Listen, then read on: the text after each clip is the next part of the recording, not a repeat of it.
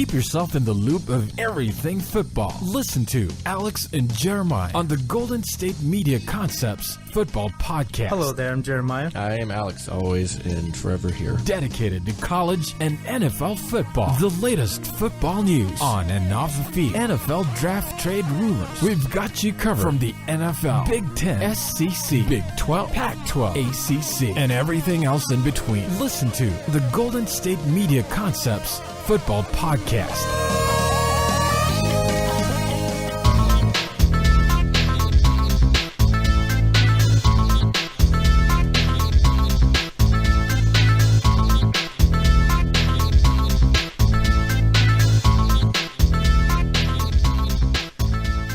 Thank you for tuning into the Golden State Media Concepts Football Podcast, where we discuss the latest news, rumors, and games of the NFL and college football from the latest science dishes, breakout stars, and all news in between. As always, I'm Jeremiah. And I'm Alex. And I'm Anthony. How are you guys doing today? I am doing fantastic. Cool. Swell.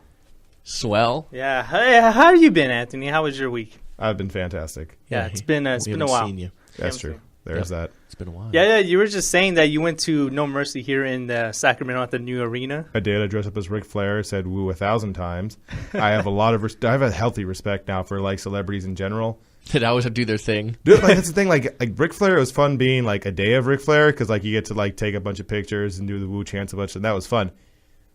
For actually Ric Flair, like that's every day. That's Yeah. kind of his thing. That's That every is day. his thing, like though. he just walks around the Persona. airport and just like woo, like it's for every time. Like it's Yeah. one of those things. Like it's got to be like it'll be fun day 1, 2, 3, 4, 5, like even up to day like 30. That's his persona, man. But like day 31, like the next month, it's like, all right, I get it. Yes, woo. All right, fantastic. Love. All right, He pictures. loves it, All right, though. cool. That's Hey, just, he yeah. loves it. So that's your Halloween costume? Oh, for sure, 100%. Okay. Yeah. I decided and to be the legendary Ken Bone for Halloween.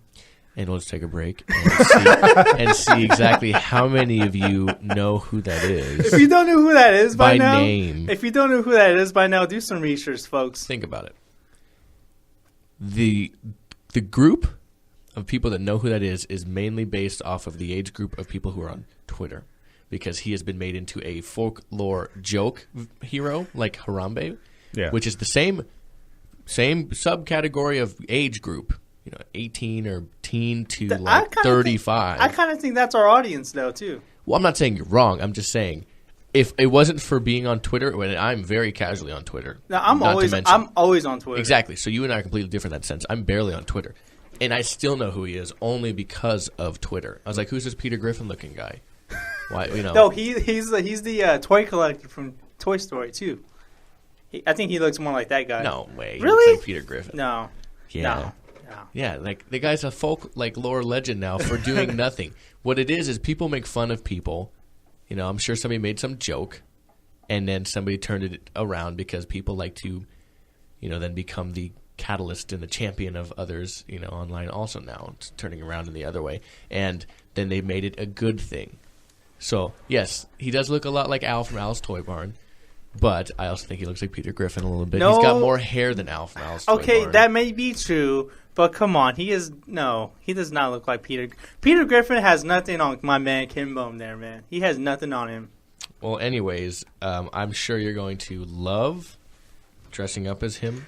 I don't know if I'm. Yeah, there's a lot. I don't know if I'm actually really going to do that, because I feel like by the time Halloween hits around, I have to explain it to a whole lot of people. And like you said, only a group of people know who he really is. So I might have to do a lot of explaining. That's not really fun on Halloween. I feel like people should know who you are based on how you look like. Because, for example, a couple years ago, this is before the Deadpool movie came out, I dressed up as Deadpool. I just had the mask because I'm not putting on the whole suit. That's just stupid. That's not stupid. Well, it is not, but for That's me, what Halloween's about. Yeah, wait, but hold on. But for me, it was. I didn't have the body to wear the whole like latex suit, so I just, well, whatever.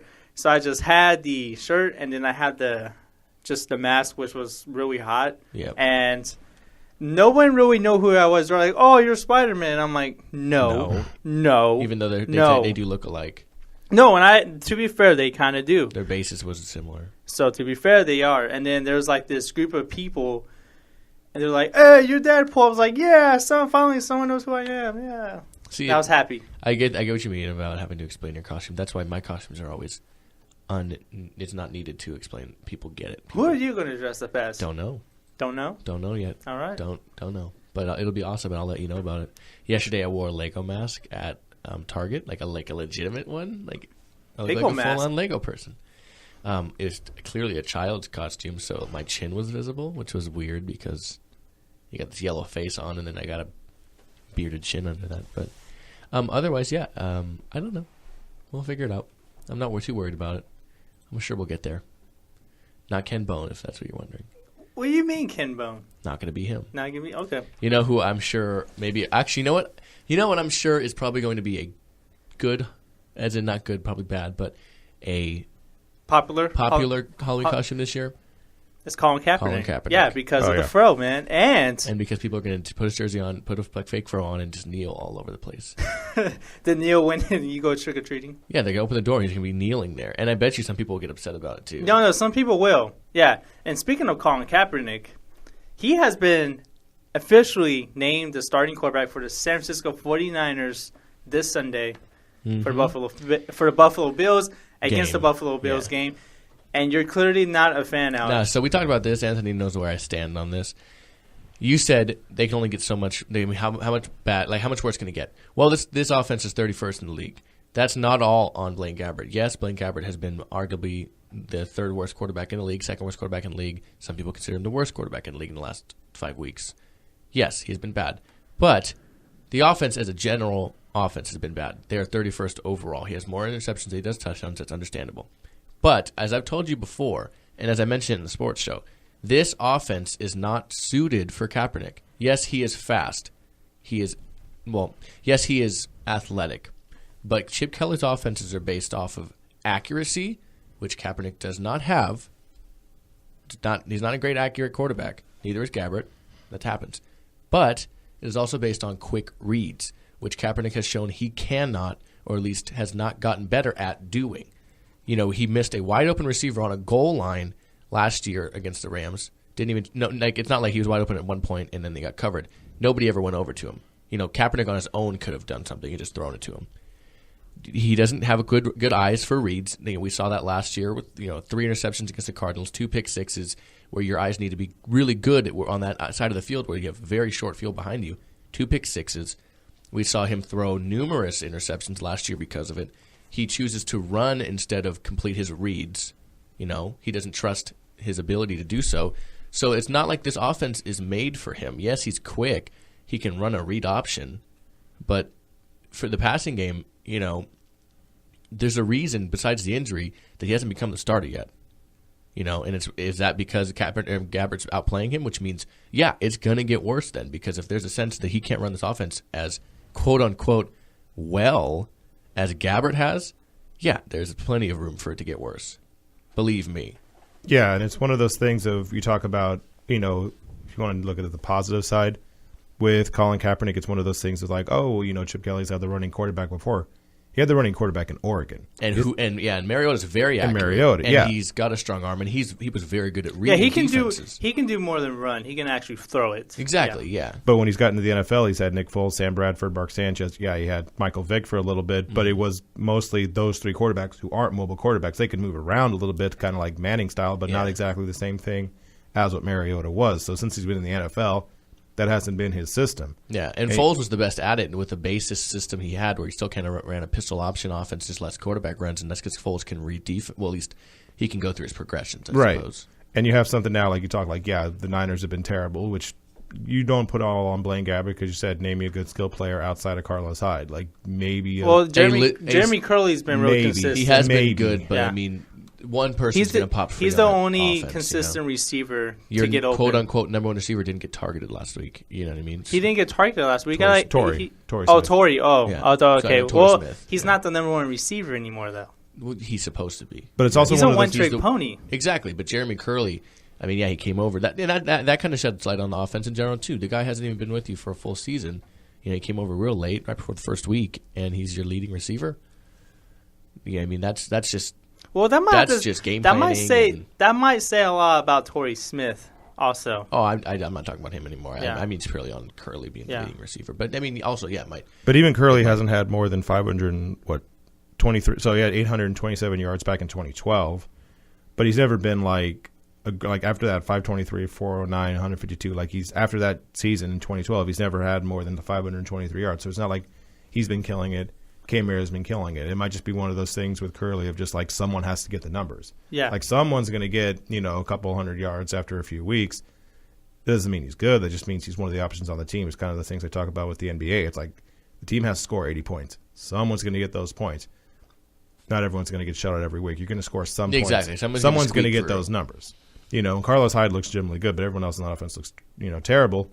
Yeah, and I think it's just it's a factor also that they're like, oh, you're not going to. They want to throw the ball weirdly, so they give up these running yards, and then eventually they're like, well, we've seen that you're not going to complete passes on us very often, so run the ball on us. So he gets a lot of touches.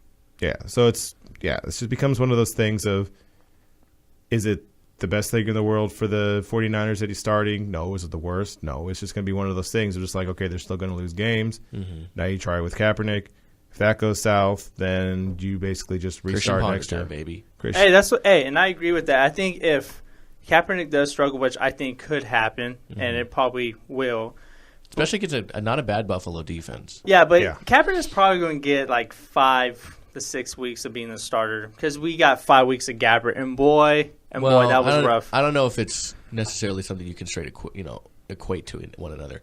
I think, like I said in the sports show, I think this is probably a smart decision by Chip Kelly. Just try to shake something out. It was probably the only decision to make. And Anthony made a good point, too, is he kind of almost takes the responsibility off himself. He said, well, I changed the quarterback position. It's out of my hands now, as far as it can be. And that's what everyone wanted.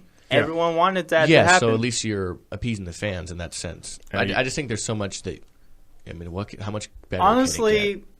The quarterback, it's more than a quarterback for this team. Oh, the whole roster is just not talented at all. And as far as Chip Kelly goes, like, are you really going to fire the coach for 2 straight years? Exactly. They know they don't want to do that. Yeah. After you had Harbaugh, and basically Harbaugh won the argument between him and Balky. Like, he basically won that stuff. So now you're going to fire both Tom Sula and Kelly back-to-back years. Like, that's going to look really bad on the franchise. You can't do that. You can't do that at all. And getting back to Colin Kaepernick here, last season he played his worst season, and I do think we all agree with that, and he looked terrible. And then Blaine Gabbert came in and played really well. Well, it looks like Blaine Gabbert just couldn't keep that consistency going. I mean, they lost more players again. They did. They at least had a security blanket in a sense with Anquan Bolden, who was there last year, who, Gabbert could find. I'm surprised that they actually couldn't bring him back.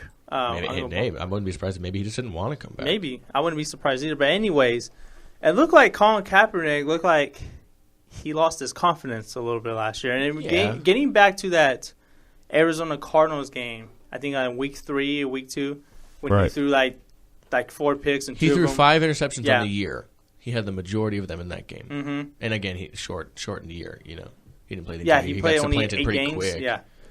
So he looked like he lost his confidence because Harbaugh was gone, who was pretty much his boy. Yeah. Mm-hmm. And Tom Sula ran a totally different offense that didn't really fit Kaepernick's style.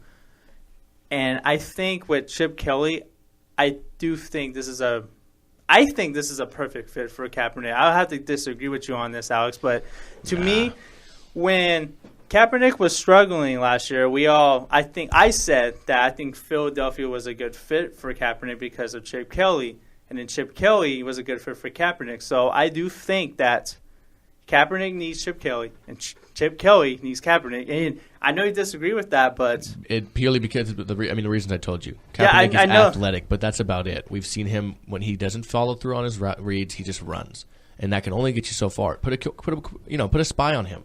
He's not as fast as he used to be. Weirdly enough, he didn't look like he had the burst. He didn't look like he had a lot of these things. I mean, you look at last year, and this is an offense that's still. I mean, it's not far off of what Chip Kelly's offense was.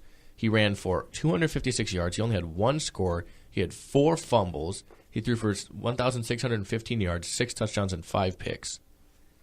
I mean, he did not look good by any stretch of the imagination. No, he didn't. And I'm not gonna disagree that he did not good, but you can't be that more worse than Blaine Gabbert. And I got something to show you here, man. According to ESPN stats and info, the 49ers have run zone read 99 times this season, 3 times the next closest team. Their zone run team game has been better with Kaepernick at quarterback.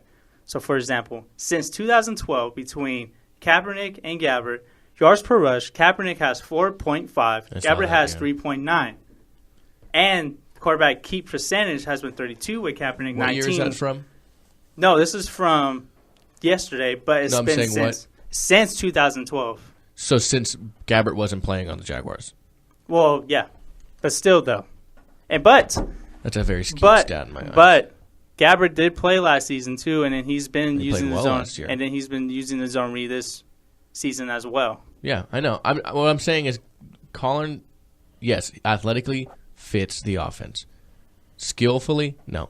He does not have quick reads, which is what this offense is based off of. If the first guy's not open, he's not going to, then he's going to surprise me if he can go through 2-3 more reads, because then he's learned something. And then it comes down to him not being accurate. He's just never really been accurate.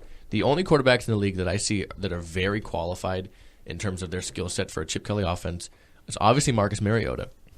Cam Newton could do it fine. Mm-hmm. Tyrod Taylor could do it really well.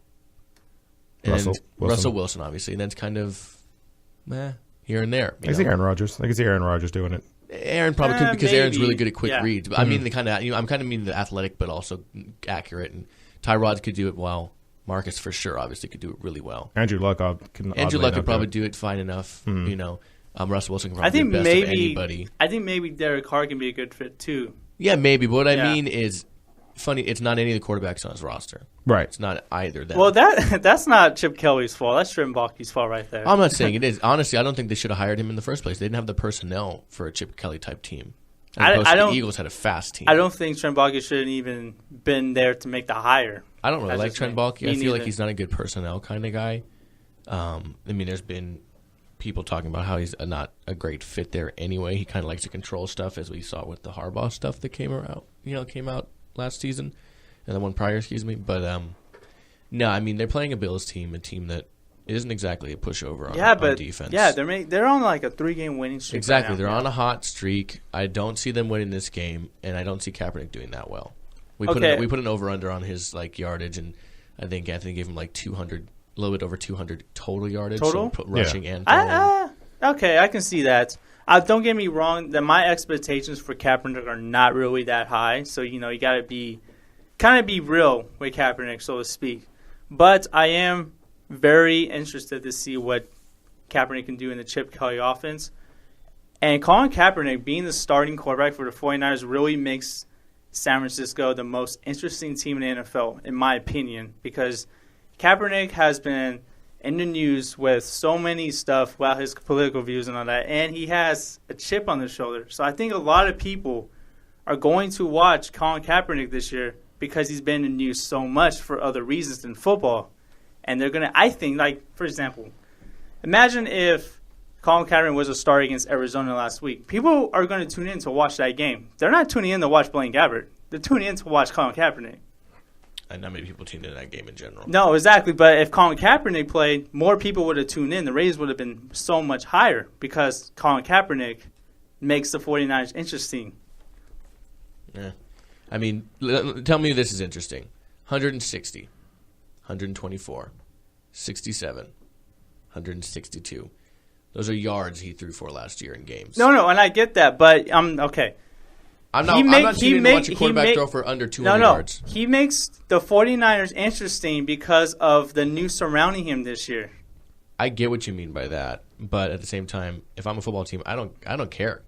I want you to win me a game. Exactly. And a quarterback that's going to throw for 162 yards a game is not going to win me a game. We already saw it with Blaine Gabbert. Yeah, and then I think and you said that Chip Kelly should have never been with the Niners in the first place. I just mean that the personnel doesn't fit his coaching which I do agree with, but it doesn't fit his personnel needs almost. I do think Kaepernick is someone that can perhaps save Chip Kelly's NFL career, and Chip Kelly can perhaps save Colin Kaepernick's Well, I think no NFL matter career. how the Niners do, I don't see them firing Chip Kelly after this year. No, they're Anthony not. made a good point. You can fire 2 coaches in back-to-back years. Right. And who are you going to replace him with? There's no one. Especially because this roster's not very good. So how much can you really put on Chip? He's trying to do as much as he can with this team as it stands. And they obviously were 1-4. They're not doing very well. They're last place. They have the Bills, the Buccaneers, the Saints, and the Cardinals in the next 4 weeks. So I think the only way Chip Kelly leaves this season if he gets the college itch again, and which could be a possibility. But I don't see him going back to college this year. Maybe after next year.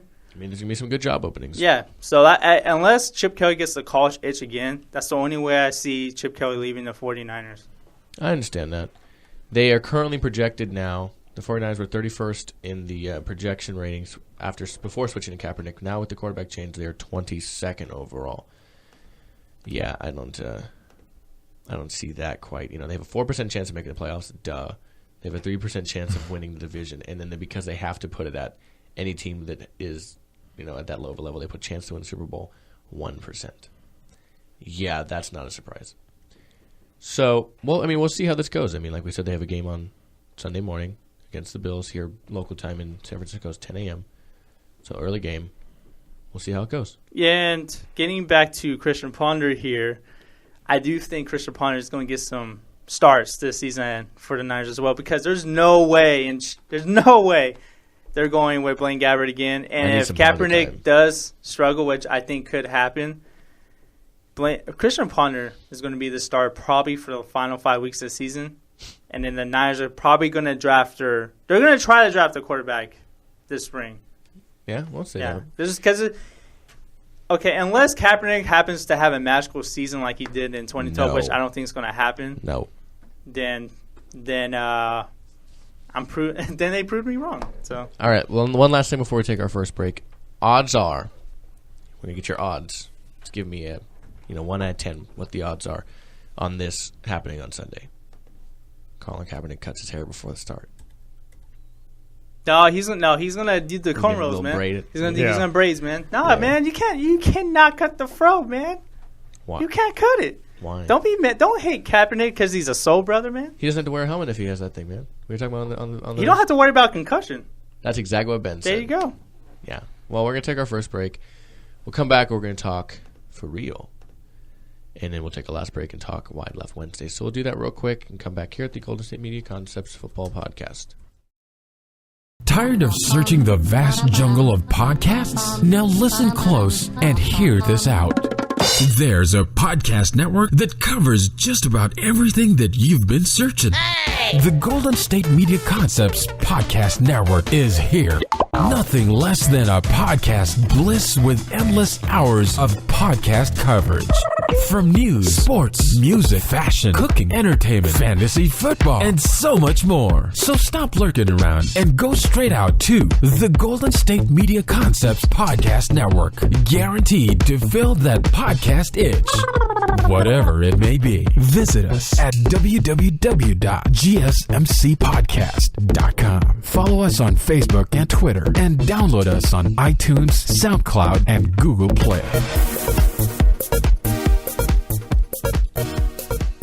And welcome back to the Golden State Media Concepts Football Podcast. It is time for real, and we're going to talk about the teams or players that we think are for real or not for real. And Jeremiah is going to start us off. Yes. So my first for real team, or your only for real team, but the first team and or player that we talk about today. Yes, it is the Washington Huskies here, and man, they have been on a roll lately, going 6-0, dismantling Oregon 70-21, and before that, dismantling number 7 at the time, Stanford 44-6, who has fallen quite hard since. And yeah, Stanford has not been the same team since that game, and they're now out of the top 25. Yeah, and after losing to Washington State this weekend.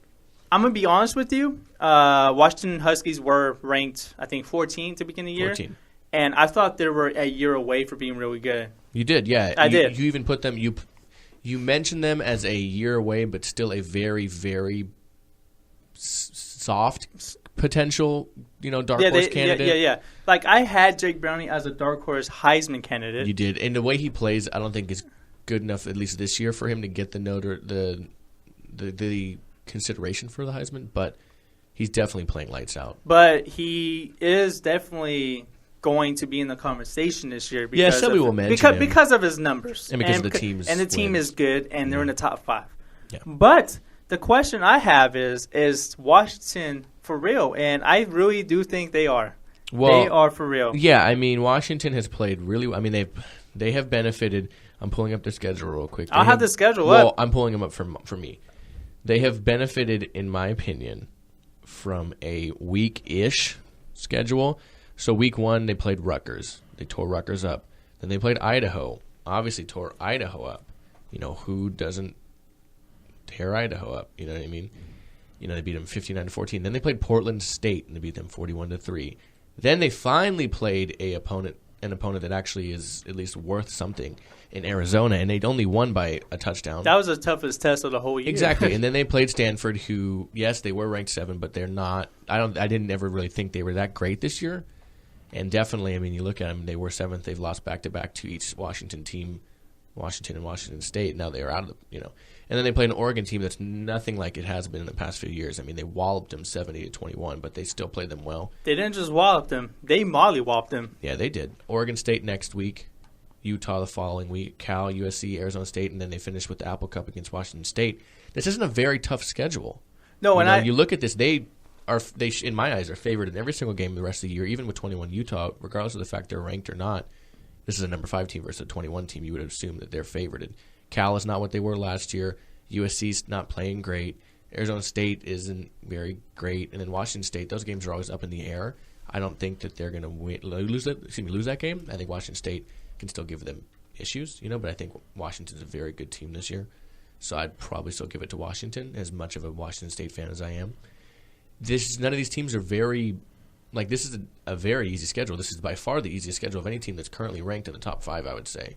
So I think they're for real only because they could literally go undefeated this year with the rest of this stretch of games, Well, I think they're for real because of this offense, and Jake Browning has been playing lights out. Mm-hmm. Miles Gaskins, the running back, has been playing lights out, and the receiving core of John Ross and Dante Pettis has been playing lights out as well. They have 3 receivers right now that over 300 yards, and that is saying a lot. Jake Browning spreads the ball around, and Jake Browning can run a little bit too.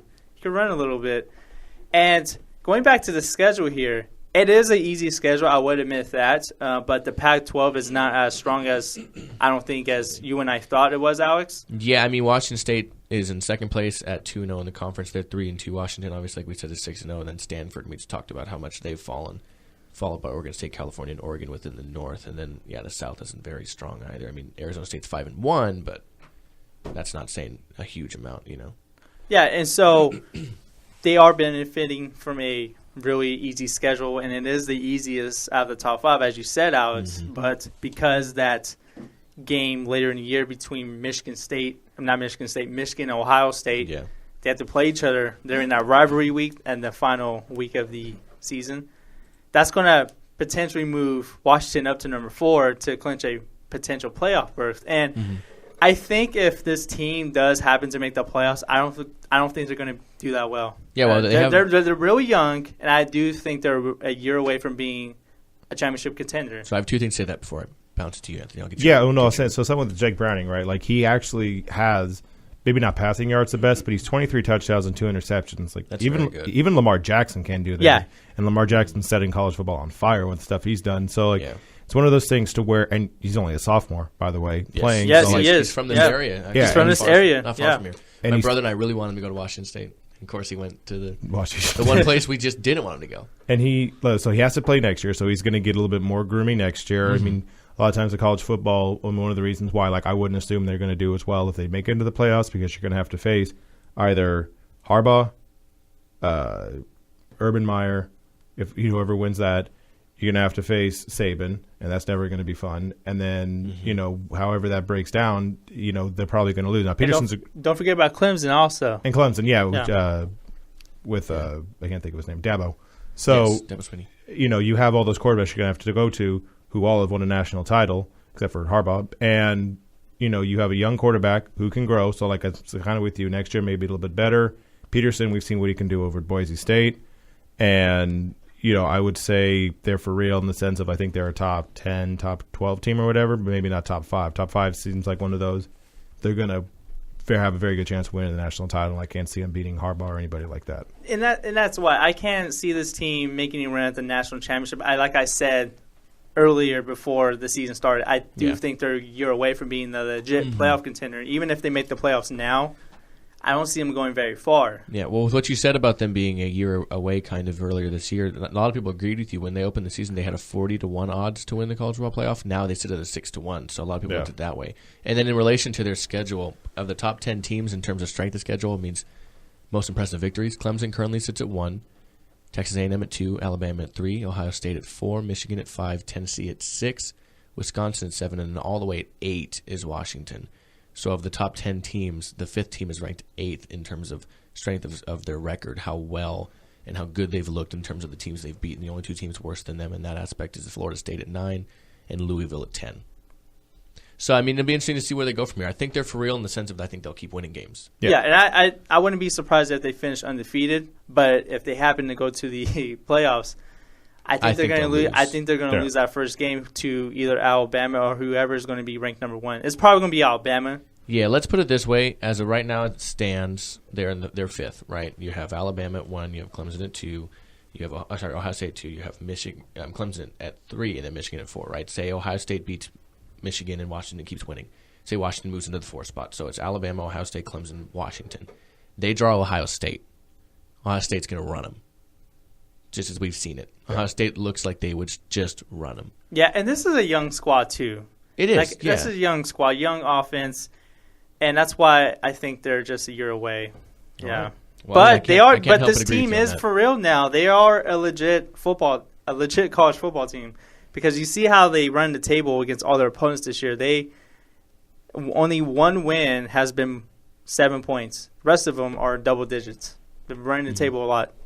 It's impressive. We'll see how it goes. Okay, moving on for real to you, Anthony. Go ahead. All right. So talk about for real. We talk about Jordan Howard, the running back for the Chicago Bears. He's been somebody who recently has been good. He started off kind of slow, 22 yards against Philadelphia, 45 yards against Dallas. Goes pretty well against Detroit and Indianapolis, 111, 118 yards. Even gets you a little bit of receiving yards, got you a touchdown last week. So he's been someone who's recently has been doing pretty well, kind of out of circumstance. They kind of need someone to do well. What's his name? Jay Cutler went down, so you got Brian Hoyer to step in. He hasn't been terrible. The team has been surprisingly. Team has been solid enough, right? On offense, you still got Alshon Jeffrey and stuff like that. It's hard. I don't know exactly if Jordan Howard is as good as he should be, because you get somebody like the Indianapolis Colts, who their defense has been terrible. Their whole team, to be honest, has been terrible outside of Andrew Luck, and you get Detroit, who Detroit has. So, they haven't been a terrible team by any stretch, but at the same time, their defense has been terrible too. So you take those things into account, right? You take into account the teams that they played, the numbers that he has, and while they look very nice and something that you could potentially see going forward, if you look next week with the Chicago Bears, they're going to go against Jacksonville, so he may have another good game, but then he has the Packers, and then he has the Vikings after that. So I think the test will become against the Vikings or even at Green Bay. So it's hard to tell. I don't know. What do you guys think? Do you think Howard is legit? Do you think he can keep this up? Or I think he is legit. He's definitely being more productive than Jeremy Langford was this year. And Langford he looked like he was slow. I think he was averaging like 3.5 yards per carry. Mm-hmm. And I do agree with you on this aspect. As he does I think his test comes week 7 against Green Bay on a Thursday night game, because Green Bay has been really good against the run. And Minnesota, they've just been practically the best defense in football. Yeah. So we're going to find out a lot from Jordan Howard, and I wouldn't be surprised if he has 2 clunkers in a row against those 2 defenses.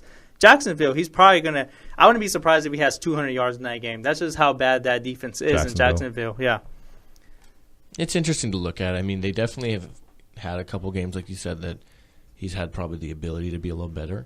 I do like him, though. I think he's played well. Jacksonville's defense is very up and down.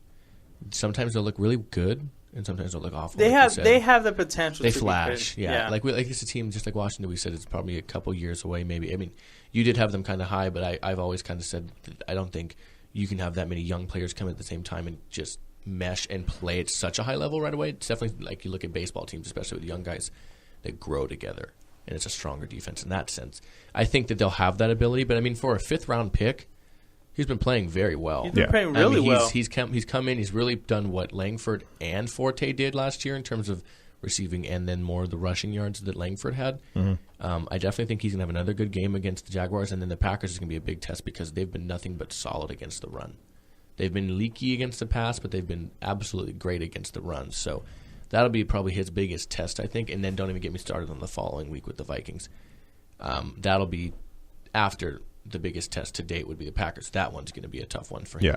And I think this Bears team will lose that one regardless who's starting at quarterback. And remember, they're playing Green Bay and Minnesota twice. That's what I just said. Yeah, I So, know. okay. You mean 2 more times? Yeah, 2 more times, They yeah. haven't played either. I thought you meant like back-to-back. I was like, No. that's what I said. No. Yeah, they play the Packers again in November, and then they end the year. I'm sorry, December, and then they end the year off against the Vikings on New Year's Day, as a matter of fact, at 10 a.m. But, yeah, this is going to be a tough stretch for him. Jaguars, we'll see. Packers, Vikings, 2 of the best teams against the run. I mean, you have one really good team and the other arguably the best defense in the league, and then the Buccaneers can show up every once in a while. So we'll have to see. I mean, as of right now, he's for real. We'll see for sure if he's really for real in the next upcoming few weeks. I think he is Right. for real because of the round he was drafted in, 5th-round pick. You don't really expect a 5th-round pick to perform that well. And then Bears are getting really good value for him right now. Yeah, they are. I mean, like I said, for a 5th-round pick, they're getting a lot of solid value. And the Bears, they offense has looked better with Brian Hoyer under center. Yes, it has. It has looked a lot more better. I guess you could say that Yeah. one, sure. All right, let's move on to the final for real, and I'm just going to be me. I'm going to be talking about the Dallas Cowboys.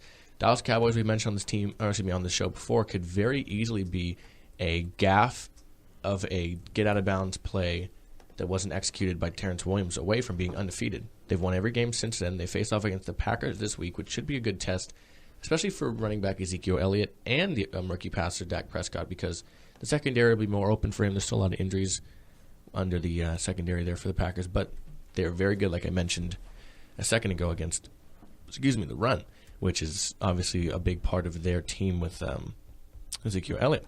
They're currently in first place within the division, 4-1. They're first in the league in rushing yards, 155.2 a game, but they're 21st in the league with 241 per game. Their points for, though, are 8th in the league, and currently their points against are 8th in the league as well, 25 and about 25.8 for them for, and against them it's only about 18.2. So they're playing well. I mean, they held the lowest score they had this year was 14, and that was against the Bengals last week. Not a bad team. So I think this team is somewhat for real so far. I mean, they have the Packers. It's going to be a good test for them because their defense isn't amazing.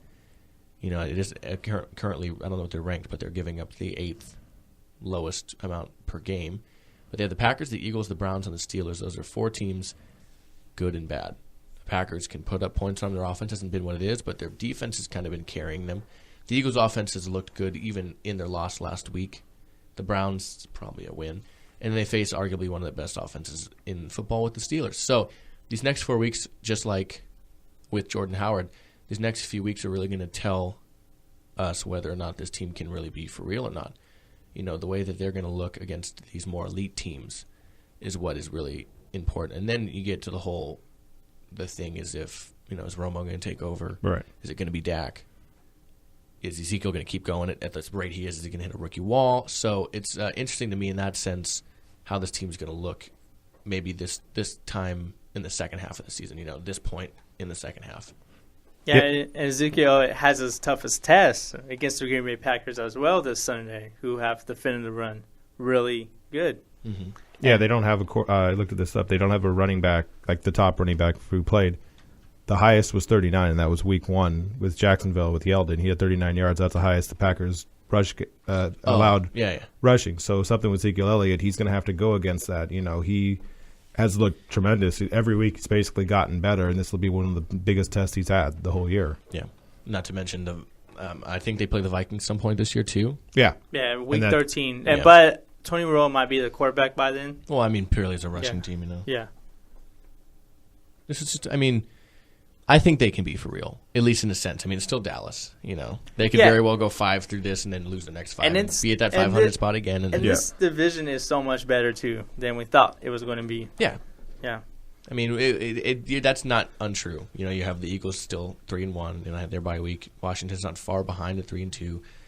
We'll see about the Giants 2-3, and then of course 4-1 are the Dallas Cowboys. Yeah, and if the Cowboys stop finding ways to lose like they did week 1, then this team will be fine. Because we've seen how this team is. That's very true. They just can't make those bonehead plays again. Can't do it. Good call. All right, well, let's take our last break. We're going to come back and we're going to hit our Wide Left Wednesday segment, and we're going to get out of here for the day. So we'll be right back here at the Golden State Media Concepts Football Podcast. Are you looking for help for your fantasy football team? Check out the GSMC Fantasy Football Podcast. Get today's best advice on who to start, who to sit, even who you should draft. From sleeper picks to red-hot lineups, they got it all covered for you. That's gsmcpodcast.com/fantasy-football-podcast. We'll cover traditional leagues, dynasty, PPR, even IDP leagues. When you need fantasy help, there's just one show to hit up. Don't forget to like them on Facebook and follow them on Twitter. Visit gsmcpodcast.com for more info.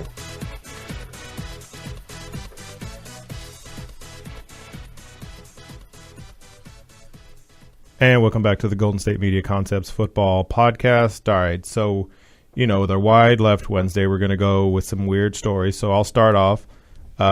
Ruth Chris Steakhouse, very expensive steakhouse, offered a promotion for Michigan Wolverines. Basically, it was a promotion that whatever the differential was points-wise, that was a discount they would offer to the team. So let's say if they won by 50 points, 50% off.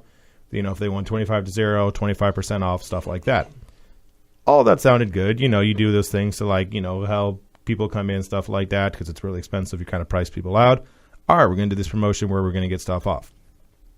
Michigan decides to then win 78-0. Making it a 78% off, which basically made Ruth Chris just lose her mind. Like, oh, God, what did we do? This is not what I thought it was. And basically what they said was, right, look, see what had happened was we have a what you call a prior commitment where it's basically we're only going to give you 25 or 50% off. So people are mad about it. Oh, you said 50% off is still really good. That's good off of Ruth Chris. It's still really good, but it's one of those things of you lied to me. You said whatever the thing was. I want it to be 101-0, just that way you guys totally lose your mind with the weird math. Jim Harbaugh's told about it. He's like, I'm still going to go because why not? 50%. Because I make a lot of money. Get over it. And then Jim Harbaugh actually went to the steakhouse, 100%, right? Yeah, that's what I'm saying. He actually went. It's not the first time this has happened. This happened back in Miami with the Marlins. Back when Giancarlo Stanton basically wrecked the home run derby. They had a promotion that was basically just the same thing. It was one of those things of, every home run, that's a percentage off of T-Mobile. And then he hit 61 home runs. And the same thing, the Marlins were like, okay, all right. That's pretty good. That's way too good. Maybe they should have done that with D. Gordon. Yeah, exactly. Someone like that who's not going to do it. Exactly right, yeah. But they did that, and they're like, oh, we said before it was only 25%, which didn't say it in the original thing. You had to, click all these links to finally get to it and stuff like that. It didn't say it in the original post. They basically no, MLB has a policy. It's only 25%, which angered people. It's one of those things of I'd be upset about that. Yeah, people got mad at that, too. It's one of those things of just, the promotions department was probably just oh, yeah, this is a great idea. And then, someone probably in legal was just look, I understand you think this is a good idea. This could go really badly. It's not a good idea. Yeah, we're going to put these little kind of roadblocks or whatever up in case something goes really south. And that's basically what Ruth Chris said. It was just no, 50%.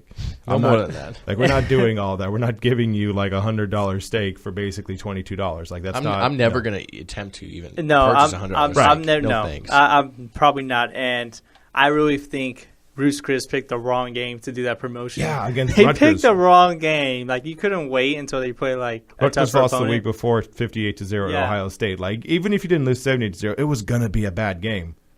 Very true. Very true. All right, what you got, Jeremiah? Okay, so the Carolina Panthers went without Cam Newton on Monday night, but Cam Newton was kind of busy. Yeah, he was going on his own by himself. On and he seems to be progressing well from a concussion protocol, so to speak. So Adam Schefter, I don't know. It still looks like he's got a bump on his head to me. So Adam Schefter tweeted on Monday, Cam Newton progressing well from concussion.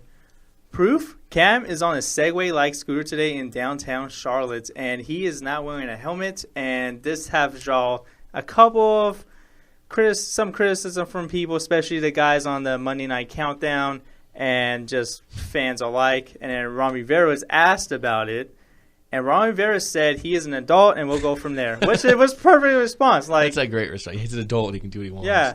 What was I going to say? I think Adam Schefter is even funnier at this point. Like, you should really figure out what kind of scooter it is, man. Try saying a Segway type scooter really makes you sound old, Schefter. And I love Adam Schefter. I do too. But you should have figured it out, man. You can figure out what type of food Tony Romo ate the first day of his back surgery, and you can't figure out what scooter that was. Come on, man. Come on, but man. no, I thought the same thing. I saw it and I was like, dude, for real? Like, you could have picked so many other things that probably would have got you less like criticism than that. Like, you could have just went out for a walk. You went on a scooter. I mean, in traffic. I mean, wear a helmet. And come on. It is concerning. I don't care if it's law or not. You just got to. No, I don't even care. I'm not even talking about the law part. Like, yeah, okay, some say, I don't know if that's one of the states that they don't care about the helmet stuff or like that. Or it's like you're insured for your body. Like, not literally. I mean, you're paid for your body. Yes. Protect it, man. Fine. We just want to yell at Cam Newton, don't we? Like, isn't that basically the thing? Like, we just want to yell at Cam Newton. I want to yell at Cam Newton because of the way he got hurt. What you walking in the end zone for, dummy? Like, you're clearly on a football field. Yeah, but he's a quarterback. He has that whole, like, mindset of just, like, I can do what I want. Cam Newton don't. Cam Newton, no, he gets hit. We saw against in like week 1 or 2 or whatever, where he got hit like hard all the time. Yeah, and that's basically another had thing. A concussion. He was borderline concussion every game this year. Yeah, you know what I mean. Like he's shaved off a couple years of his brain. In this year alone. Like if the whole thing with the Segway, like if you want to yell at him for like having a possible concussion still and riding without a helmet, cool, I got you. If you just want to yell at him because like he didn't like walk down the street in a bubble, like I can't do that with you. No, I'm not going to get on that level. Purely, it's. You're doing something, quote unquote, dangerous-ish. You know, at least be smart about it. Not literal dangerous. And you're recovering from a head injury. Come on, man. Yeah, that's a long way to fall. That's the thing. If it was that, if we talk about the head injury, it's just silly. Come on, man. Your team needs you, man. I know you guys are 1-4, but come on, your team needed you. Well, he can't do anything about it there. He's like, he's not playing. He just like is going wherever he's going. Maybe he's getting groceries. I don't know. And also, why are you riding a scooter, bro? Yeah, that part's weird. Can't you like? Don't you? You're too big for a scooter. It's like 6'6" or something like this. Giant dude. That's a long way to fall. He looks kind of awkward on it a little bit. It looks like his back is. I haven't looked at it. He's not really the prototype for those Segways. It's more of like a 5'10" guy. Yeah, he's kind of almost exactly the opposite of that. Yeah. It's kind of funny, I guess, but it is definitely a funny looking little scooter, if you ask me. I don't know. I thought the picture was kind of fake. I didn't think it was like that can't be Cam Newton, and it was. Oh, no. It was. I mean, honestly, when I read it, I was like, why am I not surprised? Cam Newton does weird stuff like that all the time. Anyways, let's get to the last bit of information.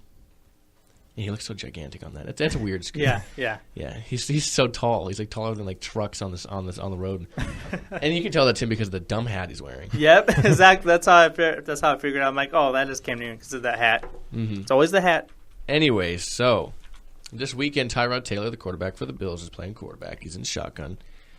And it looked a little funny, you know, at least to a regular person. It might look normal. You know, you had 3 or 2 linemen to the left, 3 to the right. You're like, oh, tight end to the right, you know, regular type deal. Well, you guys know what tackle eligible kind of formations are. You have tackle over, so it's, you know, boom, boom, boom. On the one side, it's guard, tackle, tight end, or guard, tight end, tackle. Well, this time, he lined up behind the guard. He was in shotgun. He lined up literally where it looked like the center, other than the center having the ball 1 lineman to the right in his hand, clearly. But Tyrod Taylor lines up in shotgun. I've never seen it in shotgun. I've seen it in like lining up under the center and like under center, you know, but under the guard. And it was funny. I forget who it was, and he did it. And the guard's like, "What are you doing?" You know, he was like, "Stop! What is that?" But he lined up in shotgun with the running back to his left, right behind the guard. He's quoted as saying, "The sun got in my eyes." Is his excuse that often works, but yeah, I don't know. Just snap, ball went right past him, fumble. I think he got the ball back, threw it away, I think, too. But I imagine like the film room after that, like when they're going over the film. Oh, you know they're going to make fun of him for that. And they won the game, so fine, cool. You know, it's not going to be that bad of a thing. That's going to be one of those things. It was just like you can imagine Rex Ryan just basically being like, What is that? Why? What Yeah. do you? How do you not know where to go? And then they just give them crap because they won the game. And it's like, it's fine. Just never do that again. If you do that again, I will bench you. Rick's probably had a day with that. Oh, I'm sure he's making fun of him. I'm sure he's using the whole week. Oh, yeah. Oh, man. They're going to use it the entire week. You know what? Tyrod Taylor is lucky they won that game because he would have got even. They're It would have game planning for it now. got more attention. The Bills, or the Bills, the teams that play the Bills game plan for it now. They're like, okay, he's going to pretend to line up behind the guard to fool you. Don't bite. Like the Niners are probably game planning for it right now. Yeah. They're like, listen, Kaepernick, maybe line up behind the guard this week. Yeah, it might work. It might work. Oh, yeah, sure. Yeah. All right, so that was all we had for you today. Tomorrow we'll be back. We're going to preview the Thursday night football game. It's going to be a blazer this week.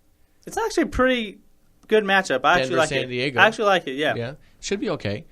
We'll watch it. We'll preview that one for you. Of course, we'll hit our final drive that Jeremiah loves so much. The final We're drive. going to talk about all the news that slipped between the cracks of episodes this week. And, of course, we will have any information for you that rises up between now and then, of course, as always. But until then, we'd like to thank you for listening. As always, we'll be back tomorrow, the three of us, because we're that awesome. But anyways, we would like to thank you for listening. As always, I'm Alex. I'm Jeremiah. And I'm Anthony. And we will see you guys tomorrow. Enjoy some football. If there's any to watch, maybe some NFL replays, maybe some game replays, whatever you like. Play some Madden, and we'll see you tomorrow. You've been listening to the Golden State Media Concepts Football Podcast, part of the Golden State Media Concepts Podcast Network. You can find this show and others like it at www.gsmcpodcast.com. Download our podcast on iTunes, Stitcher, SoundCloud, and Google Play. Just type in GSMC to find all the shows from the Golden State Media Concepts Podcast Network, from movies to music, from sports to entertainment, and even weird news. You can also follow us on Twitter and on Facebook. Thank you, and we hope you have enjoyed today's program.